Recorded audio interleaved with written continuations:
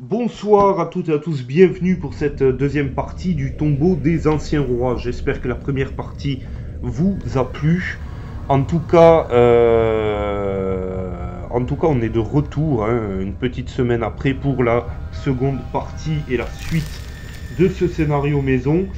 Petit récapitulatif, hein, nous étions tombés sur cette salle vide en premier, et puis sur cette salle, une des salles maîtresses du scénario. Qui abritait l'un des 3 rois du sépulcre d'entrée de jeu. On s'en était plus ou moins bien sorti, et pour sûr, parce qu'en revisualisant les images, je me suis aperçu qu'il y avait des petites erreurs. Comme d'habitude, ça ne change pas. Sur ma chaîne, il y a toujours des petites erreurs. Effectivement, il y avait un jeton obscurité et je n'ai pas amputé la défense de mes petits camarades, donc ça a été plus facile. Mais enfin, on va pas refaire l'histoire et on va fouiller les petits jetons qu'il y a partout. Et également, il faudrait que je tire les dés de piège. Alors j'ai bougé dans tous les sens, je ne sais même plus qui a bougé et combien de fois. On va les tirer une fois pour chacun. Et puis on va fouiller tout cela et on verra bien ce qu'il se passe. Alors, on va commencer par tirer les dés de piège pour tout le monde, au moins une fois. Hein. Allez, c'est parti, on va tirer pour le magicien, déjà pour commencer. Alors, le magicien s'en sort bien avec un bouclier. Le voleur ne tire pas de dés de piège, bien entendu. Le guerrier. Ah, on est en obscurité une fois de plus, donc on tire 2 dés de piège. Donc je reprends. Le magicien. Le magicien ne tombe pas dans un piège. Le guerrier non plus. Le nain non plus. Voilà, on a un bouclier ici. Si j'arrive à le prendre. Voilà. Donc de ce côté-là, on est safe. Je fais le strict minimum parce que je ne me souviens plus du tout. Du nombre de déplacements que j'ai effectué avec chacun de mes personnages. Donc bon, on va s'en tenir là, ce n'est pas bien grave. On va fouiller. Je crois que chacun de mes personnages est adjacent à un petit jeton et on va fouiller chacun d'eux et on va voir ce que l'on trouve. Chacun aura quelque chose finalement, donc c'est pas plus mal. Allez, c'est parti, on va tenter de voir ce que l'on peut trouver. Donc, le voleur, qu'est-ce qu'il nous fait le voleur? C'est un 3. Ok, sur 3 ou 4, on a une potion, les amis. Alors, c'est formidable, on va piocher une potion immédiatement. Allez, c'est parti, qu'est-ce qu'on a? Qu'est-ce qu'on a pour la potion? Allez, je pioche une potion devant vous. Et c'est un élixir d'esprit. Récupérez jusqu'à 6 points d'esprit, même si votre total actuel de points d'esprit devait dépasser son total de départ. Et ça, c'est une carte extrêmement précieuse. Je le dis. Allez, on va fouiller avec le nain. C'est parti. Le nain qui prend 75 pièces d'or, il me semble. Tout simplement avec un 2. Le nain qui ne voit qu'à travers, qui ne jure que pour les pièces d'or. Hein. Il en a rien à foutre du reste. Allez, on va prendre le guerrier. Le guerrier qui prend 75 pièces d'or aussi. Alors, manque de peau, j'ai envie de dire, c'est pas terrible. Hein. Le magicien qui fait 4 quand même. Et qui prend une potion également. Allez, on va voir la potion, qu'est-ce que c'est? Un breuvage magique. Et bien voilà, ce qui va lui permettre de lancer 2 sortilèges au lieu d'un seul habituel lors de son jet d'attaque. Très bien, bon, ben voilà. Alors, pour faire un petit bilan, je retire les jets, les petits jetons. Voilà. Pour faire un bilan rapide, je crois que Erigor avait pris très cher. Hein. De 7, il était tombé à 3 points de vie. Il va falloir faire quelque chose. J'ai bien envie d'utiliser peut-être un sortilège de guérison. la guérison corporelle du magicien. La guérison corporelle du magicien sur le guerrier. Voilà, donc il reprend du poil de la bête et remonte à 7 points. Il remonte à 7 points. Donc il n'y a pas de problème. Et on va tenter de récupérer ce sortilol. Non, ce n'est pas récupéré. Alors attendez, parce que Yastromo a 7 points de vie, je vais quand même en utiliser un point d'esprit plutôt. Et on va retirer. Et je parviens à récupérer guérison corporelle. Et ça, ça vaut bien le coup de réutiliser un point d'esprit. Hein. Voilà, très bien. On a réussi à guérir le guerrier, c'est fantastique. Il va falloir maintenant tenter de sortir de cette pièce, bien évidemment. Alors, puisque tout le monde a joué, puisque tout le monde a fouillé tout, on va faire quand même la piste d'événements. C'est parti, allez. Et c'est un crâne noir, ça avance d'une case. Et on va être d'ores et déjà sur l'événement numéro 2 que je vais placer ici, sur la case numéro 7. Et nous allons lire l'événement numéro 2. Alors, événement numéro 7. Des bruits de grattement se font soudainement entendre et vous êtes sûr que ce ne sont pas de simples insectes qui déambulent dans les murs car le bruit est trop important et semble venir de tout autour de vous. Plusieurs pierres se décrochent soudainement du mur laissant apparaître de grandes cavités sombres, assez grandes pour laisser passer des rats géants et ils se ruent sur vous. Dans le même temps, un courant d'air s'engouffre dans le lieu et éteint toutes les torches murales, y compris la vôtre. Si vous en étiez équipé, vous êtes à présent dans le noir. Alors on l'était déjà dans le noir. Hein. Donc placez 5 rats géants dans le lieu et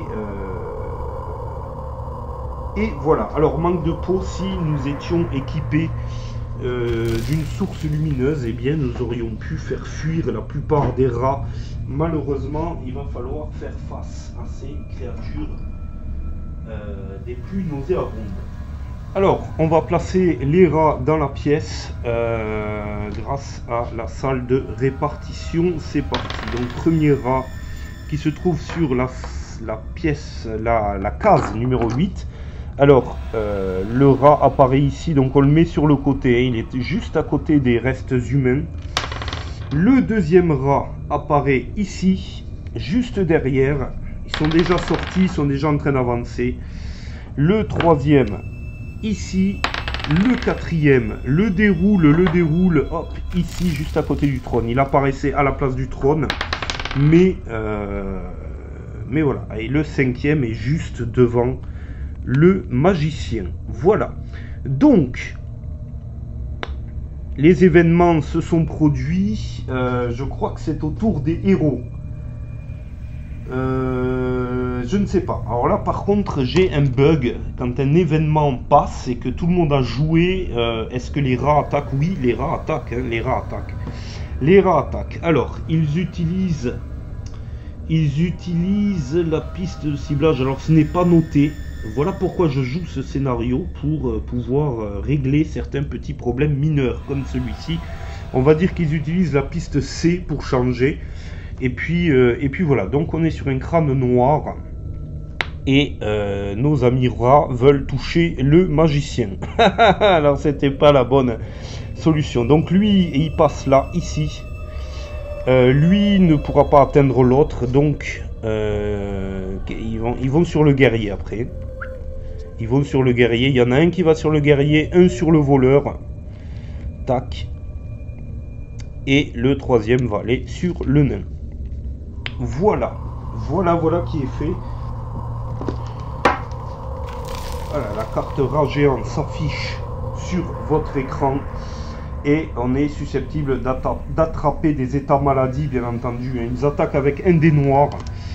Donc c'est parti. On va faire l'attaque de chaque rat. Et la défense de chacun des héros. C'est parti. Alors le premier rat sur le magicien. C'est parti, donc un crâne. Un crâne, ça commence fort. Un dé bleu pour le magicien, je crois, et c'est tout. Il a une cape, il pourra peut-être retirer et utiliser peut-être un point d'esprit si besoin est. Alors, premier jet, c'est nul, il ne se défend pas. Deuxième jet, grâce à sa cape, il ne se défend pas non plus. Ce qu'on va faire, c'est qu'on va utiliser un point d'esprit immédiatement, donc il tombe à 5. Et j'ai même envie de dire qu'il reste à 6 puisque c'est un événement. Voilà. Allez, on recommence. Non plus. Et échec critique. Échec critique, le rat attaque de suite gratuitement. Est-ce que ça annule? Bonne question. Bonne question. On va retirer. Oh, deuxième échec critique. Deuxième échec critique. Donc le rat, le rat attaque 2 fois gratuitement. Allez, une fois. Et je perds un point de vie, bien entendu. Hein, je perds un point de corps. Et on va faire les choses dans l'ordre. On va faire les choses dans l'ordre. Test d'endurance. Test d'endurance plus 1. Il faut réaliser un bouclier pour le magicien. Oh là là là là là. C'est pas possible. C'est pas possible. On va réutiliser un point d'esprit. Je tombe à 5. Il faut absolument... Voilà, c'est bon. C'est bon. On a résisté à la première... au premier état maladie et on va essayer de se redéfendre sur le second, la seconde attaque gratuite. C'est parti. Alors là c'est sorti complètement, ça ne va pas. Alors premier test nul, deuxième avec la cape et nul encore. Décidément on va vite descendre. Alors on descend à 4, je retire mes dés et il y aura encore une attaque, hein. Ah, il y en aura plein. Alors voilà, on arrive enfin à se défendre. Donc ça, c'est bien. Deuxième attaque du même rat, hein, attaque gratuite sur les échecs critiques. Et donc la deuxième attaque est nulle. On va faire attaquer le deuxième rat sur le magicien également. Allez, c'est parti. Donc un crâne. Premier test de défense qui ne se défend pas, bien entendu. Et second test de défense. Et qui ne se défend pas non plus. Donc on va utiliser un autre point d'esprit, je tombe à 3, je retente, là il va pas falloir choper d'état maladie. Alors, premier test nul, et deuxième test nul aussi. Voilà, donc on perd quand même un point de vie, je tombe à 2. Je tombe à 2, je ne sais pas si ma méthode était bonne, en tout cas. On va essayer de résister avec le test d'endurance. C'est parti. Et on arrive à faire un bouclier ici. Donc je ne prends pas d'état maladie. C'est moindre mal. Donc, on n'est pas perdu. Hein. On a encore les potions de guérison. On a plein de solutions. Mais on va essayer de pas trop avoir de pertes sur des rats. Ça serait bien con. Le rat sur le guerrier. C'est parti. C'est un crâne. C'est un crâne sur le guerrier. J'ai quand même utilisé le dé de défense pour le magicien qui est un dé bleu. Voilà, il aurait eu ne serait-ce qu'une petite armure de rien du tout, il aurait utilisé que le dé bleu. Donc, le guerrier, il a un dé violet et un dé blanc, mais on va utiliser que le dé violet puisqu'on est dans le noir. C'est parti. Ah là là là. Et là, on perd également un point de vie, on tombe à 6 et on va faire un test d'endurance. Je pense que le guerrier est en crâne, hein. Ouais, il a des crânes. Voilà, il réussit à résister à la maladie, c'est moindre mal. On va faire le rat sur le nain, cette fois-ci c'est parti, qui n'attaque pas, qui ne parvient pas à attaquer, c'est un bouclier. Et celui sur le voleur, c'est parti, donc ça c'est un crâne, hein. Et le voleur a un dé violet pour se défendre, hein. C'est parti, avec une cape. Donc au pire des cas, il retire une deuxième fois, c'est parti. Et il arrive à se défendre. Il arrive à se défendre. Voilà, voilà qui est fait. Bon, qu'est-ce qu'on va faire? J'ai envie de vous dire, on va de suite... Aïe, aïe, aïe. On va de suite encercler... je vais me tourner vers le premier rat qui attaque le magicien. On va essayer de le protéger, hein, le magicien, parce que ça va pas le faire. Sinon, un dé orange et un dé blanc au lieu de 2 dés blancs. Hein. On est dans le noir. C'est parti, on attaque avec le guerrier. Avec le guerrier, donc on ne fait qu'un crâne. On ne fait qu'un crâne et le rat va tenter de se défendre et ne se défend pas. Celui-ci disparaît dans les ténèbres. C'est parti. Voilà. Très bien. Là, c'est déjà un rat en moins. On dératise, on dératise. Ok. Le nain. Le nain, quant à lui, qui va tenter de toucher donc celui-ci entre le guerrier et lui-même. Voilà. Ce qui va empêcher un maximum que le magicien soit pris dans les débats. Alors, le nain attaque avec un dé noir, je crois que c'est tout. S'il a 2 dés blancs, mais on n'en utilisera que 1 pour la forme. Voilà, alors c'est parti. Et donc ce n'est qu'un crâne. Ce n'est qu'un crâne. Le rat, est-ce qu'il se défend? Il ne se défend pas. Il ne se défend pas, le rat. Donc on a un rat de plus qui disparaît. Un rat de plus qui disparaît, c'est un rat en moins. Pour la petite anecdote. Voilà, on va attaquer avec le voleur ici. Et on pourra attaquer avec le magicien après. Il n'y a pas de raison. Alors, le voleur, quant à lui, attaque avec 2 dés blancs normalement. Donc il n'en a qu'un. C'est parti. Et il ne fait rien du tout. Il ne fait absolument rien du tout. On va attaquer avec le magicien. Le magicien qui a un dé vert en attaque de base. Hein. Et qui fait quand même un crâne, le magicien. Bravo le magicien, j'ai envie de dire. Et il met des gifles à tout le monde, le magicien. Ça fait 2 fois qu'il arrive à mettre des vieilles gifles dans la nuit, comme ça, à un squelette et à un rat. Donc ça, c'est parfait. Ça, c'est fait. Le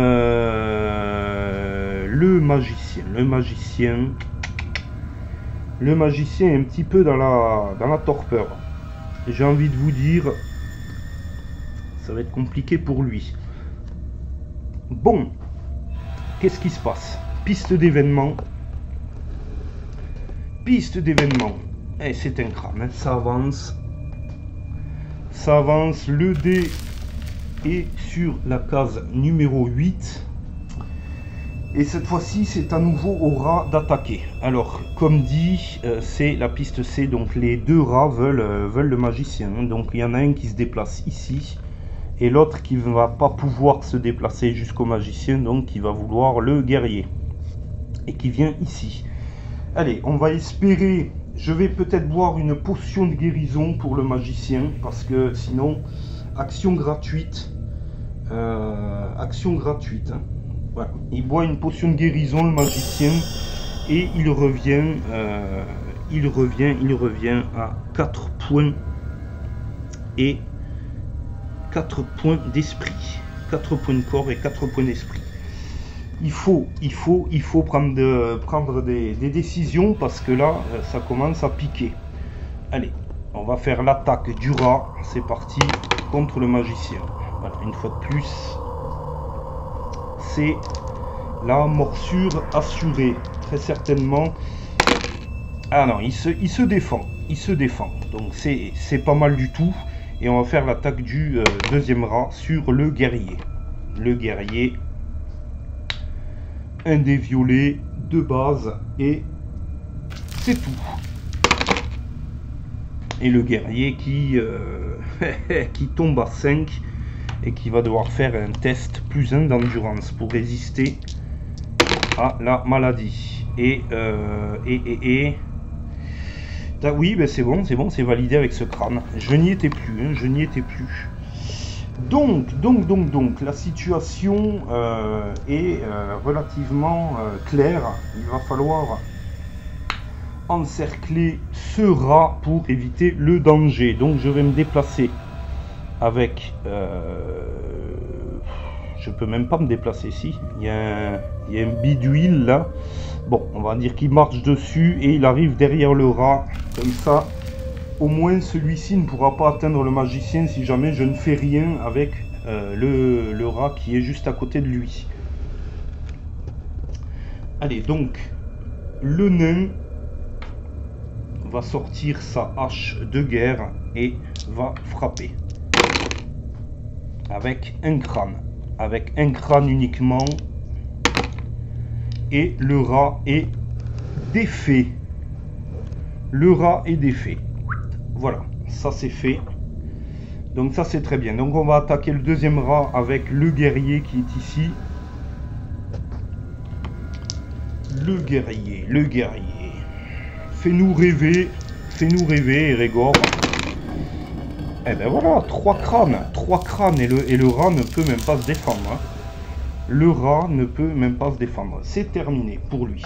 Voilà, donc, j'ai envie de dire, on s'en sort bien, mais avec quelques dommages collatéraux tout de même. On a perdu une potion de guérison.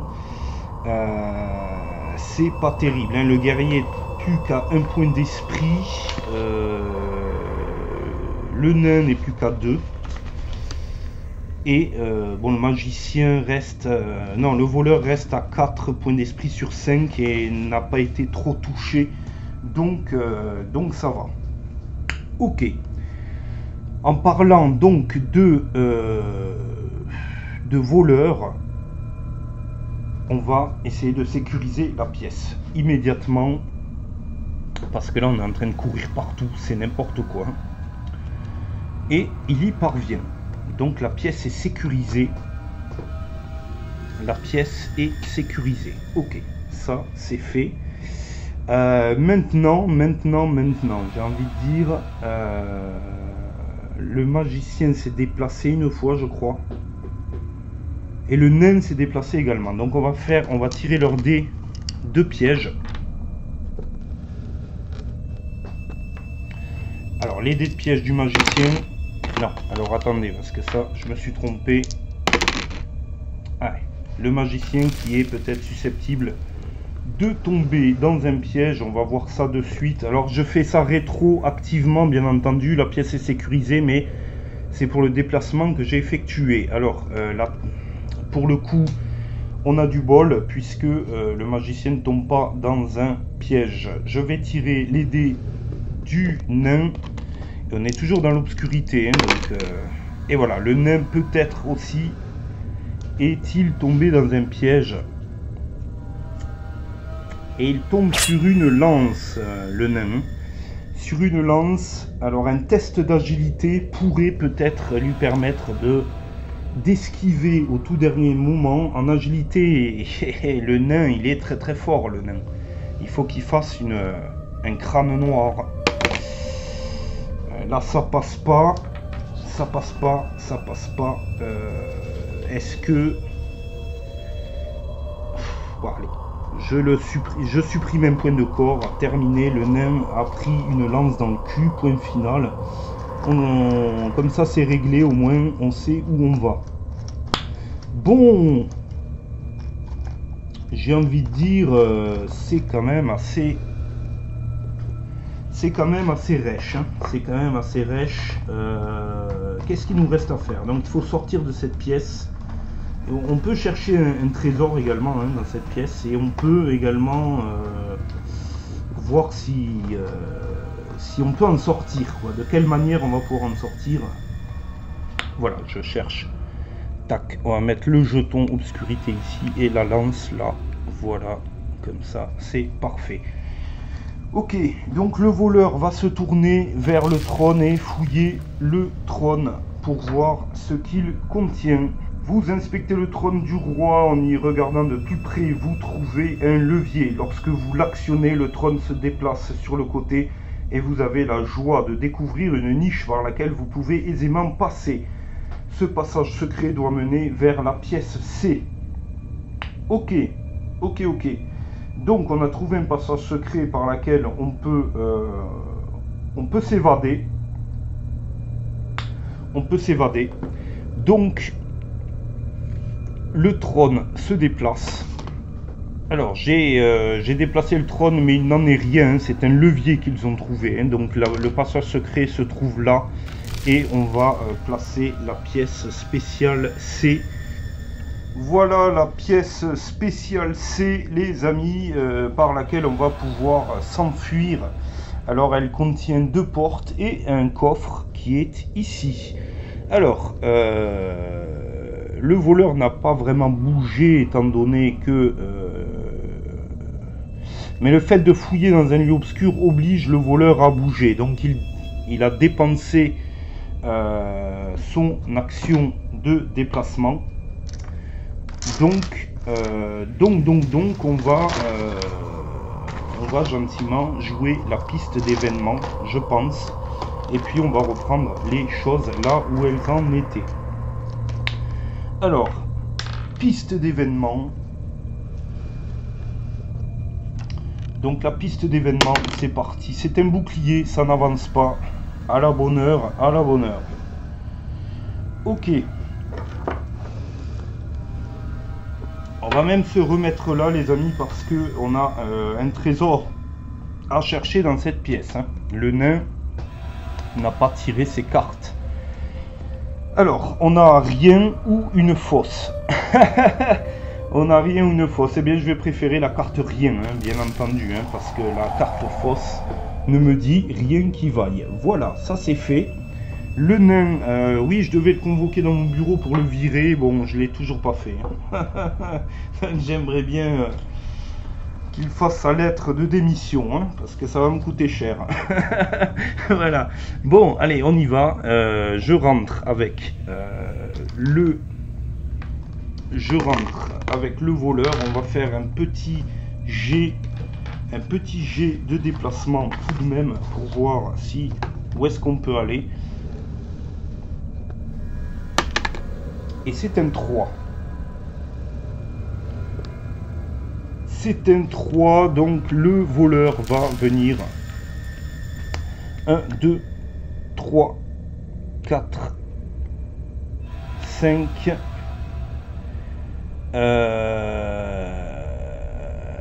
6, 7.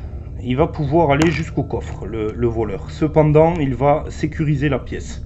Il va sécuriser la pièce d'entrée de jeu. Il sert à ça aussi. Allez, c'est parti. Pas de piège.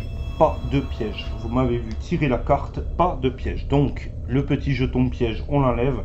La pièce est sécurisée. C'est parfait. Donc, ce qui m'embête, là, c'est qu'on est à cheval sur 2 salles. Et que là, on est dans une salle obscure et là, une salle claire. Donc, jusque-là, normalement, je ne suis pas censé tirer le dé pour pousser le héros, quoi. Donc, logiquement, je mets tout le monde ici. Alors, le magicien, lui, il n'a que 4. Donc, 1, 2, 3, 4. Il peut venir, il n'y a pas de problème. Sans passer par la case lance, bien entendu. Je l'ai pointé du doigt, mais il ne passe pas par là. Hein. On l'aura bien compris. Et là, je pense que c'est la piste d'événement. Hein. C'est la piste d'événement. On ne pourra pas faire grand-chose de plus. Hein. Piste d'événement. C'est un bouclier. À nouveau, ça n'avance pas. D'accord. Donc là, on va pénétrer finalement. 1, 2, 3, 4, 5, 6, 7. On va rentrer jusque là. 1, 2, 3, 4, 4, 5, 6. On va laisser le nain ici. Et 1, 2, 3, 4. Et le magicien va venir ici. Alors, pièce qui est éclairée. Donc maintenant, à partir de maintenant, je peux utiliser mes dés normalement. Le nain qui est très heureux. Le nain qui a fait son déplacement, mais qui n'a pas fait son action. Alors, on va lui faire chercher un trésor. Allez, le nain. Un parchemin de sort ou un maigre butin. Alors je vais choisir le parchemin de sort. Un vieux parchemin retient votre attention. Un vieux parchemin est posé devant vous. Vous découvrez avec stupeur qu'il contient un sortilège unique d'enchantement. Ce sort vous permet d'enchanter une arme en votre possession durant un combat. Celle-ci pourra faire des dégâts aux créatures de type éthéré, plus un bonus de plus un des noirs en attaque. Ce sortilège n'est utilisable qu'une seule fois. Ça, c'est extrêmement précieux, les amis. Alors, je vais ranger le maigre butin on en aura, on verra plus tard. Mais ce parchemin est extrêmement précieux. Je le range dans la besace du magicien. Et on verra s'il peut enchanter peut-être l'arme de quelqu'un avec. Pourquoi pas. En tout cas, on verra bien. Ok, alors ça c'est moi qui les ai fait, hein, ces cartes. Hein. Je n'ai même pas précisé s'il était possible au porteur de ce sortilège d'enchanter l'arme d'un de ses camarades. Donc je ne sais pas. Une arme en votre possession. Donc non, il ne pourra pas enchanter, à moins qu'on trouve une arme dans le donjon et qu'on la prête au magicien pour l'enchanter et qu'il la redonne à un guerrier par exemple, eh bien ce sortilège restera sans effet, hein, si jamais. Voilà, bref, vous m'avez compris, on va tenter de trouver ce qu'il faut. Hein. Là pour le coup on n'a que les armes d'origine, je ne peux pas m'en défaire. Ok. Le coffre, donc le voleur était devant le coffre et nous n'avons pas fouillé le coffre. Je crois que nous n'avons pas fouillé le coffre. J'ai fait rentrer tout le monde par commodité, même si c'est un petit peu brouillon, on va fouiller le coffre. Si vous avez vaincu 2 rois du sépulcre, vous trouvez... Enfin, bon, là c'est pas le cas, donc je ne lis pas. Sinon, procédez comme suit. Jetez un D6. Alors... On jette un D6. Et qu'est-ce qu'on a? Un 4. Vous trouvez 400 pièces d'or de plus, piochez une carte équipement. Ah ben c'est pas mal, c'est la vraie récompense en fait. C'est la vraie récompense en fin de compte. 400 pièces d'or. Hein. Vous l'avez bien dit que dans ce tombeau, il y avait pas mal. J'ai évité le petit reflet qu'il y avait là. Hein. Il y avait pas mal de trésors à récupérer. Alors... c'est le voleur qui va prendre 400 PO et donc il monte à 480 hein, le voleur, et il va tirer une carte équipement. Donc c'est parti, carte équipement. Allez hop, on tire une carte équipement et ben voilà. Et bien voilà une épée bâtarde, et bon lui il ne peut pas l'utiliser clairement. Donc ce qui va se passer, il va la donner de suite. Ben, il va la donner peut-être. Le nain ne peut pas l'utiliser non plus. Le guerrier peut l'utiliser. Ça c'est fort. Ça c'est très bien. Le guerrier va pouvoir l'utiliser. Il va gagner un dé noir. Et en plus de ça, j'ai envie de dire, à l'occasion, il va pouvoir l'enchanter quand ce sera nécessaire. Si c'est nécessaire à un moment donné, on ne va pas utiliser le parchemin de sortilège n'importe comment. Donc dans l'immédiat, je pose la carte là, on va faire en sorte que le voleur aille adjacent au guerrier pour lui refiler la carte. Mais dans l'immédiat, tout le monde a joué et il va falloir tirer la piste d'événement. C'est parti. Donc là, cette fois-ci, c'est un crâne. C'est un crâne et on avance, on est sur la case numéro 9, mais rien ne se passe. Rien ne se passe. Ok, donc de suite le voleur, 1, 2, 3, 4, qui fait une action gratuite, qui donne son épée bâtarde au guerrier. Voilà, donc le guerrier équipe l'épée bâtarde. Cependant, il perd... il range l'épée bâtarde dans l'immédiat dans son havre-sac, parce qu'il a un bouclier d'origine, le guerrier. Donc il va ranger l'épée bâtarde dans son sac et utiliser le bouclier en défense tout de même. Ok, très bien. Donc ce qu'on va pouvoir faire gentiment, c'est descendre vers le bas et voir ce qui s'y passe. On va descendre la caméra gentiment.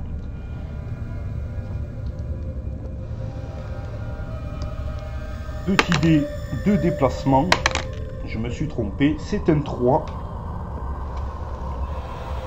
C'est parti donc. 1, 2, 3. J'arrive pile poil devant la porte. La porte s'ouvre.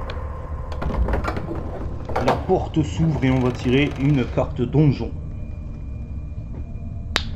Et c'est un couloir en cul de sac avec une carte matrice. Voilà le couloir en cul-de-sac, les amis, et la carte matrice. Qu'est-ce qu'elle nous révèle? Eh bien, rien. Il n'y a rien du tout, si ce n'est un changement de population. Et un changement de population signifie aussi que la pièce dans laquelle on se trouve est plongée tout d'un coup dans l'obscurité.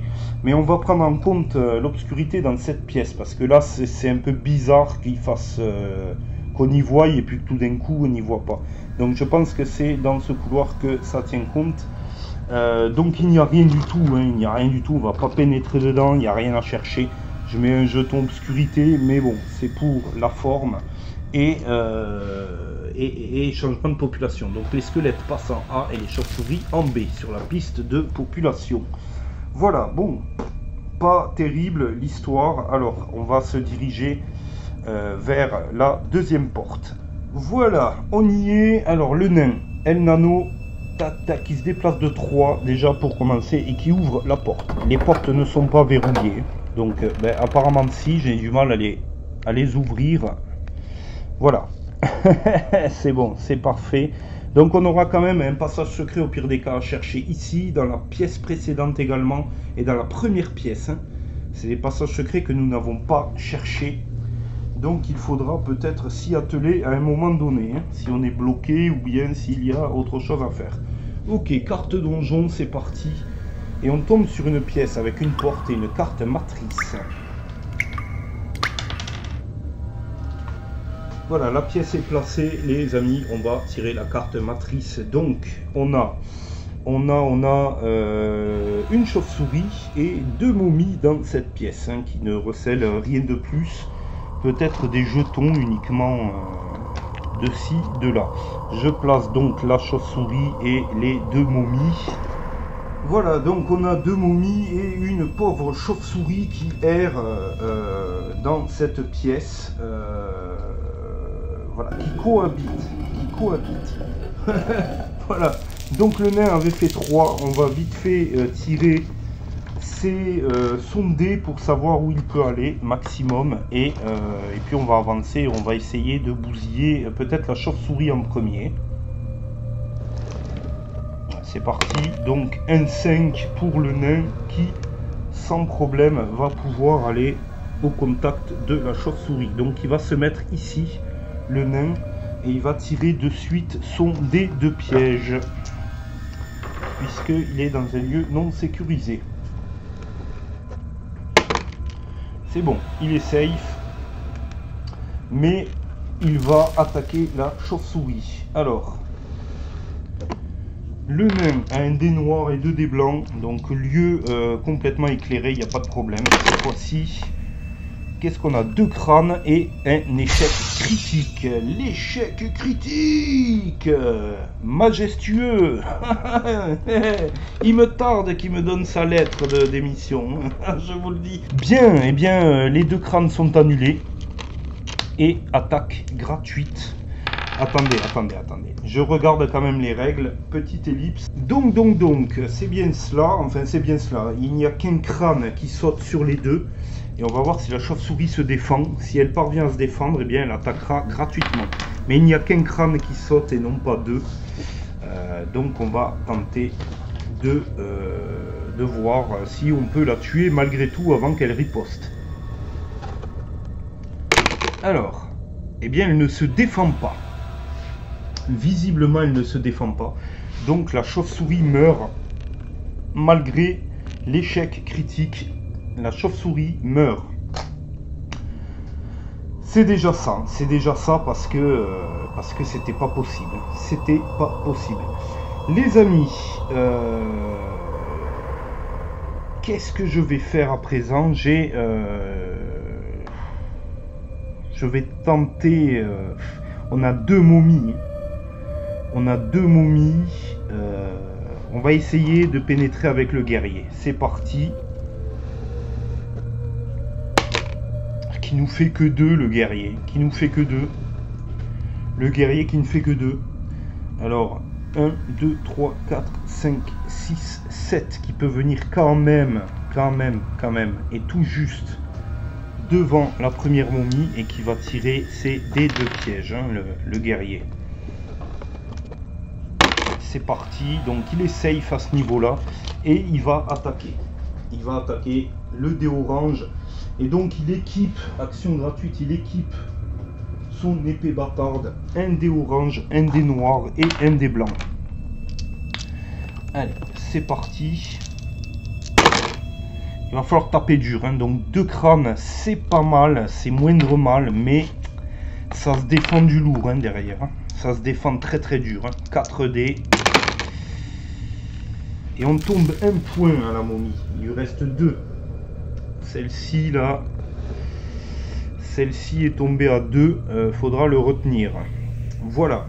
Peut-être le voleur peut venir essayer de faire quelque chose de supplémentaire. On va voir. Alors attendez. 1, 2, 3, 4, 5. Il faudra peut-être un petit coup de pouce. Et c'est un 6. C'est un 6. 1, 2, 3, 4, 5, 6. Le voleur qui se met là. Le voleur qui se met là. Et il a ses cartes subterfuges aussi, le voleur. Il faudrait que je pense à les utiliser. Je pense à les utiliser, quoi. Alors là, dans l'immédiat, il va rien pouvoir faire. Si ce n'est essayer d'attaquer. Alors, un dé blanc, 2 dés blancs. 2 dés blancs, hein, toujours pareil, avec son épée courte.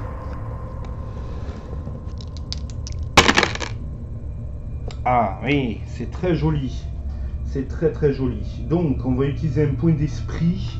Et je crois que j'avais un événement. Donc, au lieu de tomber à 3, au lieu de 4, je reste à 4. Parce qu'il y a eu un événement. Allez, on retente. Ah, mais c'est de plus en plus joli. Donc, voilà, quoi. Clairement, le voleur se gratte. Il se gratte les parties génitales. Il se gratte les couilles. Et il ne fait rien du tout. Voilà, donc, on va enregistrer tout ça. On va enregistrer tout ça. Ce sera aux momies d'attaquer pour la prochaine fois, les amis. Je vais m'arrêter là parce que demain, je travaille. J'avais envie de jouer un petit peu quand même, de vous faire la suite, mais on va s'arrêter là pour ce soir. La partie est loin d'être finie, je vous le dis, ça va être très très long pour votre plus grand plaisir et pour le mien aussi. Mais la prochaine fois, donc, ce sera aux momies d'attaquer. Ou peut-être à la piste d'événements même, ça j'y réfléchirai, je vais revisionner tout, on verra. Et puis voilà, on va faire ça, il va falloir les tomber les deux là. Hein. Il faut absolument que je me mette un mémo pour savoir que la momie est à 2. Celle-ci est à 2, hein, ça c'est sûr. Donc voilà, et grâce à l'attaque fulgurante du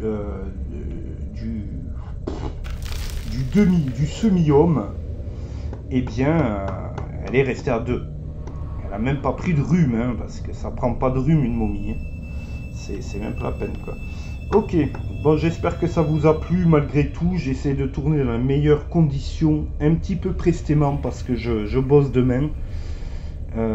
J'espère que ça vous a quand même plu. Restez dans le coin une fois de plus et la suite la semaine prochaine. Allez, des bisous et à plus.